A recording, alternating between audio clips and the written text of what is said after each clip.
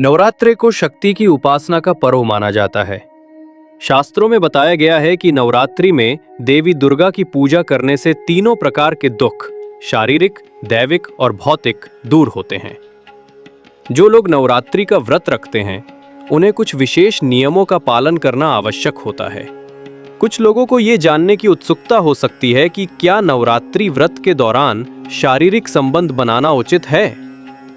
दरअसल शास्त्र इस विषय को विस्तार से स्पष्ट करते हैं। आइए जानते हैं कि इस संबंध में शास्त्र और पुराण क्या कहते हैं।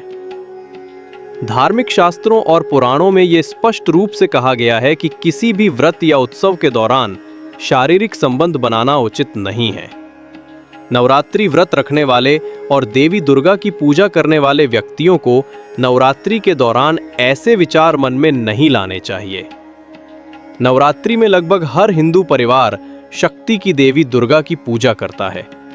इसलिए यदि इस दौरान शारीरिक संबंध रखे जाते हैं तो इससे उपवास और पूजा का लाभ नष्ट हो जाएगा।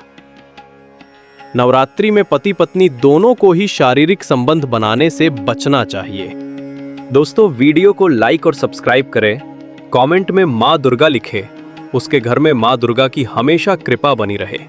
बहुत से लोग नवरात्रि में उपवास रखते हैं और उनके नियमों का कड़ाई से पालन करते हैं। इसलिए यदि किसी जोड़ीदार ने उपवास रखा है तो उनके साथ शारीरिक संबंध रखने से उपवास भंग करने का पाप लगता है। साथ ही जो व्यक्ति उपवास भंग करता है वो भी इस पाप में भागीदार होता है। इसलिए नवरात्रि के उपवास के दौरान शरीर और मन को नियंत्रित रखना आवश्यक है। शास्त्र कहते हैं, नवरात्रि में देवी दुर्गा 9 रूपों में पृथ्वी पर अवतरित होती हैं। सनातन धर्म में महिलाओं को देवी के रूप में देखने की परंपरा सदियों से चली आ रही है। समाज में ये परंपरा आज भी जारी है।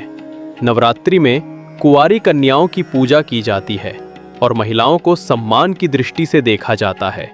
मनुस्मृति कहती है, जिस समाज, घर और परिवार में महिलाओं का आदर किया जाता है वहां देवता भी निवास करते हैं, और जहां महिलाओं का आदर नहीं किया जाता वहां सभी कार्य निष्फल हो जाते हैं।